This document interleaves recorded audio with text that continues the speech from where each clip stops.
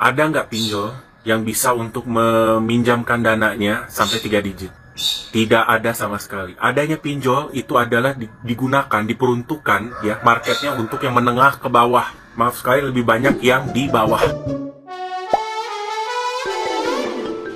Panasnya perselisihan antara Ruben Onsu dan Sarwenda kini memanas setelah tuduhan miring bermunculan ke ranah publik. Pihak kuasa hukum Ruben menantang balik tuduhan dan ucapan Sarwenda di podcast Denny Sumargo mengenai dugaan perselingkuhan serta kepemilikan utang pinjaman online. Klarifikasi resmi menegaskan bahwa isu perselingkuhan yang dipicu perkara pengiriman kasur endorse hanyalah bentuk fitnah tidak berdasar yang sengaja dilontarkan untuk mengaburkan polemik seputar hak pengasuhan anak. Selain membantah kabar tuduhan perselingkuhan, pihak Ruben juga turut menepis keras isu keterlibatan pinjaman online yang diduga menjadi pemicu utama kedatangan sosok penagih utang ke rumah Sarwenda. Seluruh tudingan tersebut dinilai sama sekali tidak masuk akal serta sengaja dihembuskan oleh pihak lawan demi memojokkan sekaligus mempermalukan nama baik sosok Ruben di hadapan publik. Pihak Ruben pun menuntut tuduhan-tuduhan liar tersebut agar segera dibuktikan secara hukum. Nah, gimana nih menurut netizen yang terhormat? Silakan berkomentar ya. Endah, kau kok nggak nyambung? Kan dibilang jangan selalu mengumbar kemesraan di depan publik karena kita ini masih di adat ketimuran di Indonesia gitu. Kok jawabnya dari awal aku pingin dekat dengan anak-anakku sehingga aku jualan di rumah aja supaya bisa memantau anak-anakku. Jadi supaya anak-anakmu bisa melihat kau bermesraan gitu dengan si CEO. Gini aja deh, to the point aja gitu. Daripada kau ngomong kayak gitu ngalor ngidul, mending kau bilang, iya saya khilaf, saya minta maaf, saya tahu itu sudah berlebihan, gak enak dilihat, dan saya janji gak ngulang lagi gitu, gak melibatkan anak-anak saya lagi kalau jualan, kayak gitu deh. Mbak SW bikin pernyataan di tempatnya Bang Densu. Lip itu atas permintaan anak, bukan saya. Saya itu jarang loh, saya itu orang paling jarang yang menggunakan lip. Ya kan, loh, Mbak. Mbak, semakin jenengan ini memberikan klarifikasi yang boten penting gitu, itu malah penggiringan opini publik kenjenengan itu makin luar biasa. Pro dan kontranya makin luar biasa. Lah kalau saya sebagai kreator malah seneng, Mbak. Tetapi begini, kita ini kan sama-sama perempuan. Saya ndak mau kaum saya menjerumuskan dirinya sendiri menjadi sebuah lelucon di media begitu loh, Mbak. Maksudnya iya bener, Mbak. Lipnya itu yang minta anak-anak. Tetapi kalau menjadi orang tua berpikir secara jernih, anak minta lip, dibikinkan lip. Lah, terus mau gimana? Anak minta dibikinkan lip, dia kan terus sekarang setelah ada tragedi seperti ini dijadikan alasan bahwa lip itu permintaan anak dan jenengan tidak pernah menggunakan lipnya loh. Nggak ada urusannya, Mbak. Itu mengarah seolah-olah jenengan itu tidak memakai harta dari ngono lho, Mbak, penggiringan opininya. Lah ngono ki yo piye arepe guyu yo mesakne gak diguyu kok enggak lucu gitu loh. Ya Allah, wes ngono yuk lanjut. Aku nanya ya beneran pertanyaan murni, bukan ada nyinyiran atau apa. Emang ada ya pinjol datang ke rumah malam-malam gitu, ada ya? Atau debt collector apapun itu gitu ya? Ada ya? Terus penjualan si Ruben memang pinjol berapa miliar dia? Atau berapa pas 100 juta? Emang pinjolan ada yang sampai ratusan juta gitu ya? Tuh, apa tuh? Data emang nomor handphone doang. Emang di pinjolan ketahuan itu. Kalau ditanya, emang atas nama siapa yang pinjol? Misalnya atas nama Ruben Onsu gitu ya. Mana buktinya gitu kan? Ada kan buktinya. Kalau nomor telepon doang kayaknya enggak deh. Enggak mungkin orang perusahaan pinjol cuma ngasih telepon doang gitu kan? Enggak kan ada KTP-nya ya. Apalagi KTP, terus apa lagi? Nomor telepon kan, itu kan ada kan Emang gak diminta surat tagihannya mana? Kalau lu berani datang ke rumah, mana surat tugasnya gitu nggak ya? Nggak ada gitu. Terus kalau pinjolan cuma nomor telepon doang. Kan Sarwenda tadi bilang nomor teleponnya beliau gitu. Memang si Ruben udah sebangkrut itu apa? Emang iya? Beneran ini pertanyaan serius. Coba dong kasih tahu. Hah? Sekelas RO pinjol? Lo percaya warga? Lo percaya? Ya Allah, klarifikasi dari sang nyonya di salah satu podcast ternama begitu kan ya. Oke lah, mungkin bagi para pengikut tim kurcaci-kurcacinya, semangat, inilah bukti kenyataan yang ada gitu kan. Ternyata yang jahat itu tuh RO, ternyata yang bermasalah tuh RO. Bagi mereka, para kurcaci-kurcacinya. Lah kalau bagi kita mah bagi gua begitu kan ya, yang melihat dari awal nyampe kelar itu podcast, banyak sekali part-part yang istilah kata mah blunder, malah memancing dia buat ngebum lagi di media sosial begitu. Ada juga yang bikin gua ngekek perkara pertanyaan hostnya ke cakung, jawaban si narsumnya ini ya, si nyonya ke Cikarang.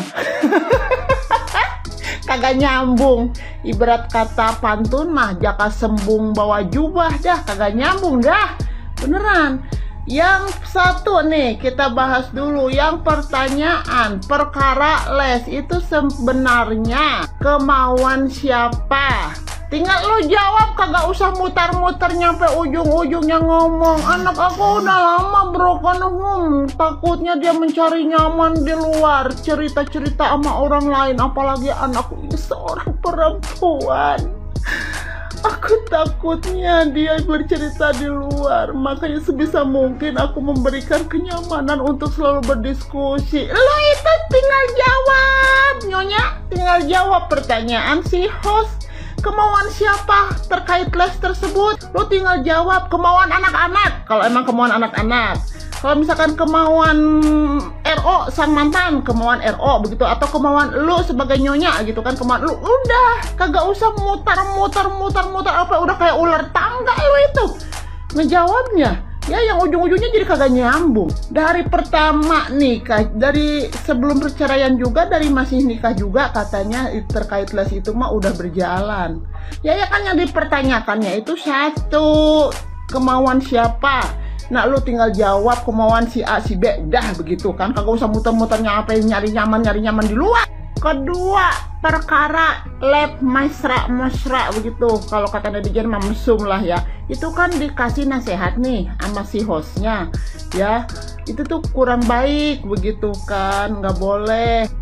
Dia malah ngejawabnya apa? Kenapa saya lab di rumah? Karena saya ingin melihat tumbuh kembang anak. Lagi pula walaupun klub di rumah berisik-berisik, anak juga suka ada di luar kok begitu kan. Yang diomongin sama hostnya ini di podcast tersebut itu perkara lab lu yang mesra-mesra, yang mesam-mesum kayak begitu. Kalau kata netizen mah yang ngebikin jijik netizen. Itu ngapa jadi lu ngejawabnya ke masalah tumbuh kembang anak? Saya ingin melihat tumbuh kembang anak, saya ingin, ayo Allah ya Robi, beneran kata Bang Minol begitu ya kan. Kalau berdiskusi soal anak itu kagak nyambung, muter-muter kemana-mana. Divalidasi sih kalau kata gua mah dari podcastnya yang terbaru tuh di salah satu podcast ternama.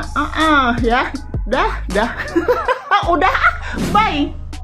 Oke, sebelum Dacin kasih edukasi kalian tentang pinjol, ya kalian tonton dulu cuplikan dari podcast Koko Densu yang ada SW yang terbaru ini. Yang pertama itu bukan rembes. Kalau rembes itu kalau rumah bocor, yang atau juga rumah yang Pondok Indahnya yang lagi disewa sekarang mungkin keinget kali ya si SW rembes gitu kan.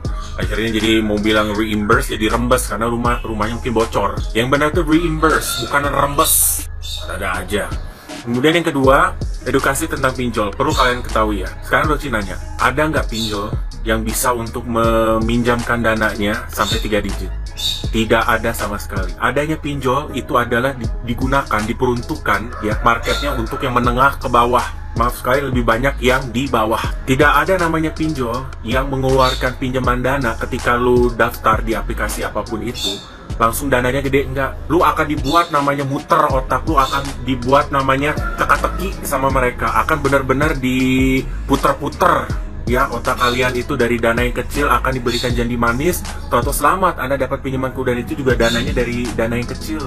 Mau sebagus apapun kredit skor lu ya, lu akan dikasih dana dulu dari yang kecil ya. Itu juga ada yang 7 hari, ada yang setengah bulan, ada yang 1 bulan. Kadang juga nggak jelas ya kan berapa hari sebelumnya lu udah ditagih atau enggak. Serajin-rajinnya lu misalnya bayar lebih tepat atau bayar telat, sama-sama salah. Tiba-tiba lu udah kredit skor lu bagus, sepak terjang lu bagus, tiba-tiba lu dikunci. Akhirnya jadi beranak dari satu APK karena untuk nutupin jadi 2, 3, 4, 5. Dan itu juga tidak akan sampai lebih dari 10 jutaan. Itu juga kalau lu harus ada sepak terjang lu berapa bulan gitu, berapa minggu. Harus ada keaktifan yang benar-benar luar biasa. Sekarang gua tanya, RO yang perharinya atau daily basisnya aja bisa minimal keluarnya puluhan juta sampai ratusan juta udah menjadi namanya normal pengeluaran RO. Kegambaran nggak kalau RO bakal kepinjol? Kayak tanah ke langit, jauh tanah ke langit ya. Bahkan satu kalinya keluarnya RO uang yang besar itu bisa ngebeli satu PT. Pilihan kalian PT pinjol yang mana bersama ruko-rukonya, bahkan suruh karyawannya semua pada dikasih pesangon suruh berhenti. Gimana ceritanya pinjol bisa mengcover atau membantu kebutuhan RO untuk satu aja udah sampai puluhan ratusan juta, sementara pinjol aja yang paling gede cuma 10, 20 atau 30 itu juga kamu udah yang wih, sepak terjangnya udah sampai A to Z, udah ngebuka dan nge-download aplikasi banyak. Sementara yang diklaim sama SW itu ada satu pinjol yang datang, nah, harusnya dia didatangin lebih dari 10 ya. Udah banyak tuh disi-disi lapangan. Kenapa nggak nyambung lah di sana ya? Di sini maaf banget yang menjadi kecurigaan aku, ini ada pihak internal atau ada pihak settingan yang bisa mengetahui akses ke data pribadinya RO. Bisa dari KTP, bisa nomor telepon, dan maaf sekali ya, SW kamu encounternya itu bikin kita jadi blunder. Dirimu sendiri aja tidak tahu terhadap masalah pinjol itu, giliran ditanya sama Densu, benar nggak? Bisa dipastikan nggak? Ada buktinya nggak? Nomor telepon, KTP ada. Densu sampai ngomong harusnya bukannya ada KTP ya. Sendiri juga blunder. Kan Doki bilang ya, mendingan nggak usah dijabarin. Kalau memang kamu tidak tahu tuh DC apa, mendingan iya ada DC. Kalau misalnya mau mention ya cukup aja misalnya mobil atau kredit card. Tapi maaf, kredit card juga kan udah jadi tanggung jawab kamu. Kamu yang pakai ya kontribusi lah. Ya RO juga sekuat-kuatnya dia ngebiayain juga kan pasti ada pasang surutnya. Itu kan untuk kepentingan kamu yang pakai itu juga. Ya kamu juga harus ada ikut mempertanggungjawabkan, jangan semuanya juga ke RO. Ya, oke guys, itu merupakan penjelasan sedikit Dokcin. Karena gini, gue yakin masalah tentang pinjol ini akan dijadikan senjata ya untuk yang kontra sama RO untuk menjatuhkan. Gue udah tahu. Sementara kalian sendiri edukasi pinjol aja kagak tahu, saking dibutakan ya. Jadi perlu namanya juga logika, awareness ya. Perlu namanya belajar sebelum menjadikan sesuatu itu senjata. Jangan akhirnya jadi ketawain nanti kalau jadi senjata pinjol ini, karena ini terlalu rendah banget, terlalu nggak masuk akal. Tanah ke langit.